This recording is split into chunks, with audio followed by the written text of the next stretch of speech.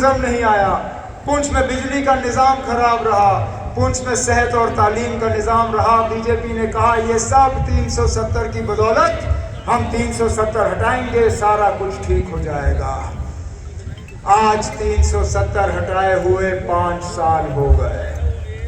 5 سال کے بعد آج میں مجبور ہوتا ہوں پوچھنے پہ پونچھ حویلی کے لوگوں سے، خدا را مجھے بتائیے نا ان 5 سالوں میں آپ کو کیا ملا؟ کیا ہمارے بچوں کو روزگار ملا؟ کیا کہیں ڈی جی صاحب آئے موقع پہ بھرتی کرنے کے لیے؟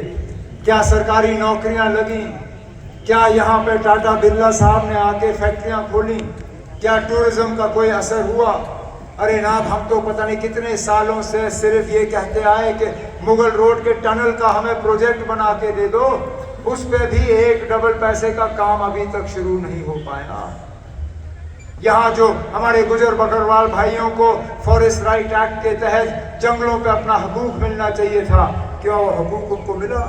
کیا صحت کا نظام بہتر ہوا؟ کہیں پہ بھی یہ بی جے پی والے مجھے کھڑے ہو کے کہیں نا ہاں ان 5 سال میں ہم نے یہ کر کے دیا لوگوں کے لیے، ایک جگہ بھی نہیں، کیونکہ ان کو ہمارے لیے کوئی ہمدردی نہیں ہے، ہمارے جذباتوں کی کوئی قدر نہیں ہے۔ میں تو حیران ہوتا ہوں یہ لوگ جو آج بی جے پی کے لیے ووٹ مانگ رہے ہیں، چاہے یہاں پہ یا سرن کوٹ میں، یہ کس منہ سے یہاں سے لوگوں سے ووٹ حاصل کرنے کی کوشش کر رہے ہیں؟ ماں سوائے لوگوں کو تقسیم کرنے کے ان کا ایجنڈا اور ہے کیا؟ میں تو ان سے پوچھتا ہوں، چاہے وہ پونچھ کا امیدوار ہو یا سرن کوٹ کا امیدوار ہو بی جے پی کا، خدا نہ مجھے بتائیے نا آپ کی اپنی جماعت میں آپ کی حیثیت کیا ہے؟ آپ کے جماعت والے آپ کو کس نظریے سے دیکھتے ہیں؟ کیونکہ ان کا جو مسلمانوں کے تئیں سوچ ہے وہ ہم اچھی طرح سے جانتے ہیں۔ یہ آزادی کے بعد پہلی مرتبہ ہے کہ مرکز کی حکومت میں مسلمان کوئی نمائندہ نہیں ہے۔ یہ سچائی ہے، اس سچائی سے یہ لوگ انکار نہیں کر سکتے۔ 14% آبادی آج اس ملک میں مسلمان ہیں۔ ذرا جو بی جے پی کا امیدوار یہاں اور سرن کوٹ میں آپ سے ووٹ مانگ رہا ہے، ان سے پوچھیں نا ہم آپ کو ووٹ دینے کے لیے تیار ہیں۔ آپ ذرا مودی صاحب کا جو مسلمان منسٹر ہے اس کا نام بتائیں۔ ہے نہیں ان کے پاس نام بتانے کے لیے کیونکہ منسٹر ہے نہیں۔ ارے جناب جو مرکز کی حکومت میں آپ کا قدر نہیں کرنے والے ہیں، وہ یہاں زمینی سطح پہ آپ کی کیا قدر کریں گے؟ کیا قدر کریں گے نا؟ تبھی تو جا کے ہمارے امام صاحب پہ FIR کٹتا ہے، اور یہ پہلی مرتبہ نہیں ہے۔ میں اس بات سے سہمت نہیں ہوں، میں یہ جو اعجاز جان صاحب نے کہا کہ یہاں بی جے پی کی سرکار بنی ہی نہیں ہے۔ ارے نا بی جے پی کی سرکار کو تو 10 سال ہو گئے یہاں پہ۔ یہ جو ڈبل انجن سرکار کرتی، یہ بی جے پی والے کہتے ہیں ڈبل انجن بناؤ ڈبل ترقی ہوگی، ہمیں تو 10 سال ہو گئے ان کے ڈبل انجن کا تجربہ کرتے ہوئے۔ پہلے تو وزیر اعظم صاحب مودی صاحب، وزیر اعلیٰ مفتی صاحب اللہ مغفرت کرے انہیں، اس کے بعد 16 میں محبوبہ مفتی وزیر اعلیٰ، مودی صاحب وزیر اعظم، پھر جب 18 میں ان کی حکومت گئی، راج بھون کے ذریعے ہمارے اوپر حکومت کیا انہوں نے، پہلے ستیہ پال ملک پھر مرمو، آج ہمارے منوج سنہا صاحب۔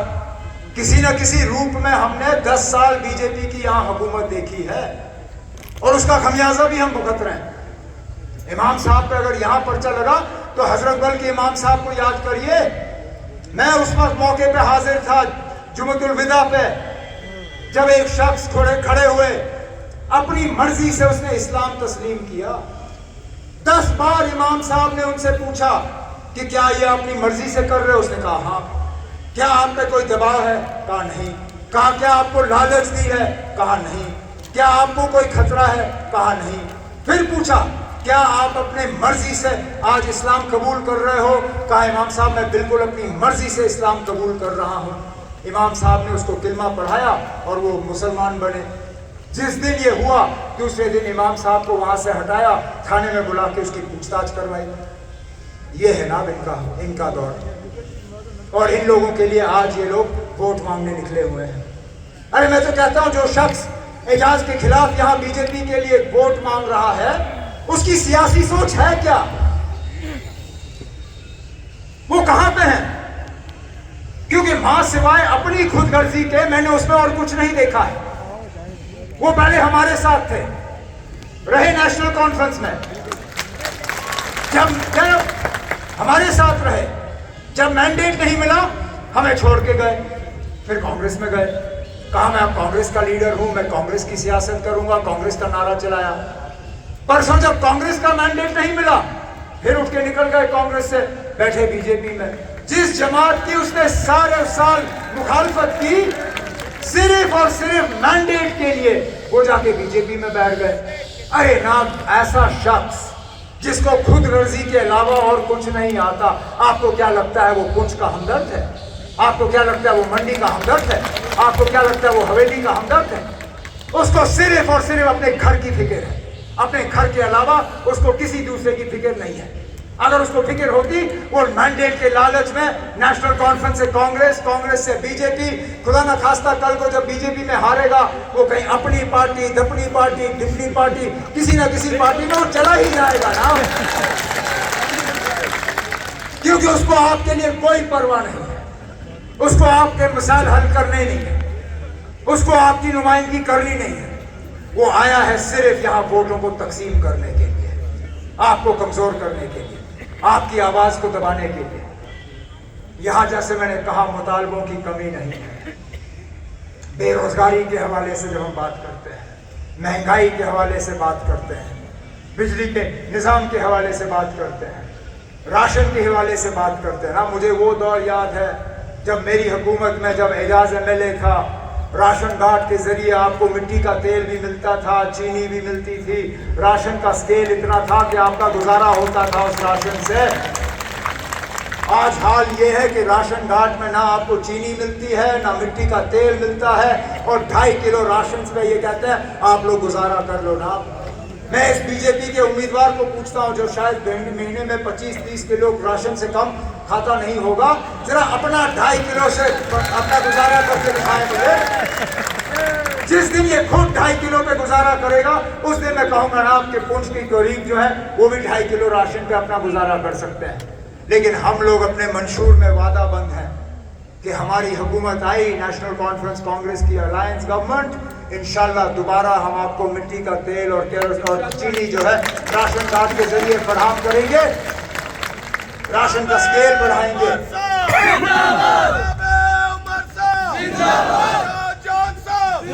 जिन दरियाओं की मैंने बात की, एक वक्त ऐसा था जब यहाँ से रेत निकालने का हक आपको था, जब यहाँ से पत्थर निकालने का हक आपको था, यहाँ रेत का ट्रक जब मकान बनाना होता था आप 2,500 में ये रेत का ट्रक खरीदते थे। इन लोगों ने वो ठेके भी आपसे छीने। अब बाहर से ठेकेदार आता है दरिया से रेत निकालने के लिए, बाहर से ठेकेदार आता है दरिया से पत्थर निकालने के लिए, मजदूर भी वो बाहर से लाते हैं, हमें यहाँ मजदूरी के लायक भी नहीं रखा। और आज रेत का ट्रक जो है हमें 16,000-17,000 में मिले तो बड़ी बात है। हमने अपने मंशूर में वादा किया है कि इंशाल्लाह हमारी हुकूमत आएगी, इन दरियाओं पे पहला हक आपका होगा, फिर किसी और का होगा।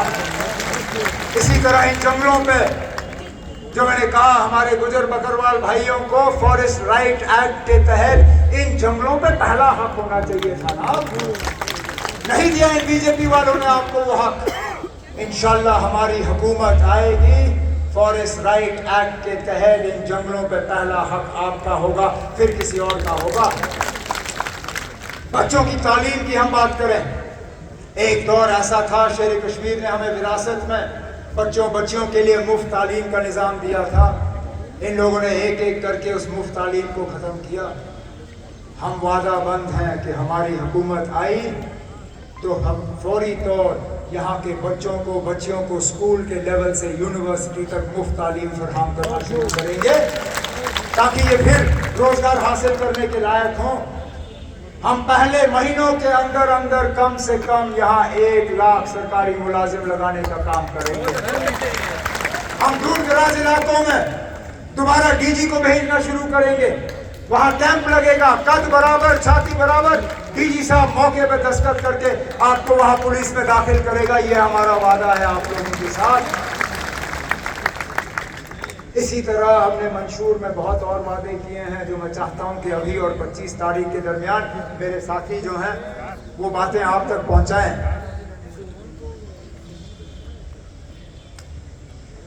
میرے جو ساتھی سکھ کمیونٹی سے تعلق رکھتے ہیں، ان کی 2 ڈیمانڈیں ہیں۔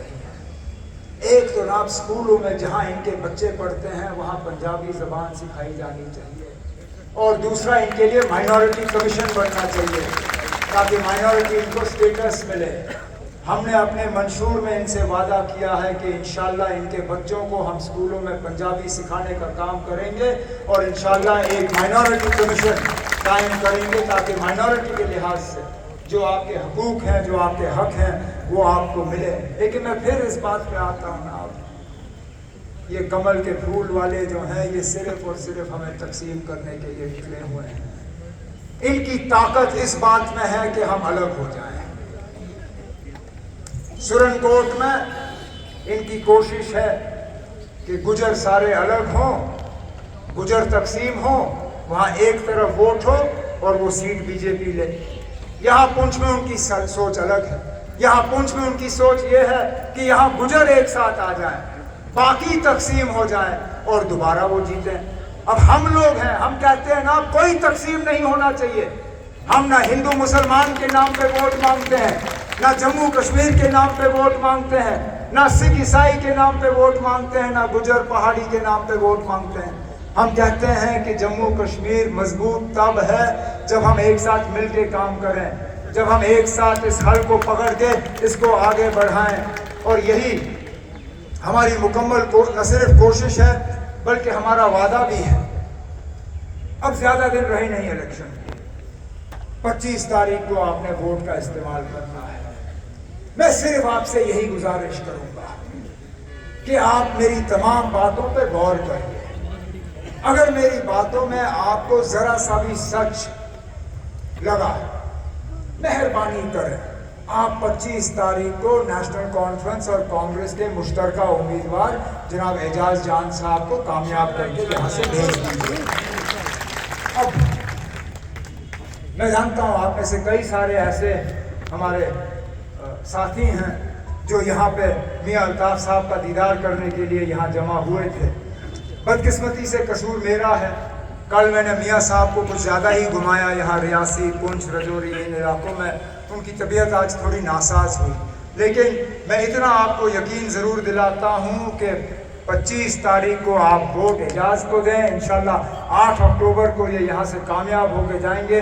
میاں صاحب اور میں یہاں آ کے آپ کا یہاں سے شکریہ کریں گے، اور انشاءاللہ اس وقت آپ میاں صاحب سے بھی ان کی باتیں جو ہیں آپ سن پائیں گے۔ لیکن آج صرف یہ امید رکھ کے کہ ہمارے تمام مطالبے، ہمارے جو 10 سال ہمارے ساتھ جو ظلم ہوا، جو پکڑ دھکڑ کا دور رہا، جو گرفتاریاں رہیں، جو ہمیں ستانے کا کام ہوا، میرے ساتھیوں نے کہا کہ ایڈمنسٹریشن ہمارے خلاف کام کر رہی ہے، کرنے دو نا، یہ ہماری گاڑیاں بھی لے جائیں گے، یہ ہمارے لوگوں کو بھی تنگ کریں گے، کوئی بات نہیں، ہم نے خاموشی سے اس چیز کو برداشت کرنا ہے۔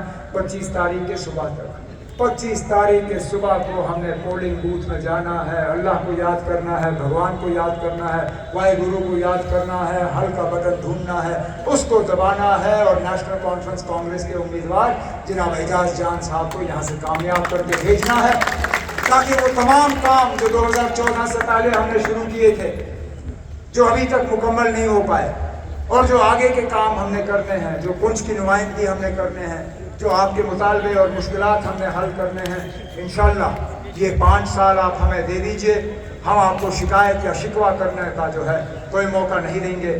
یہی میری امید ہے اور یہی میری آپ سے گزارش ہے۔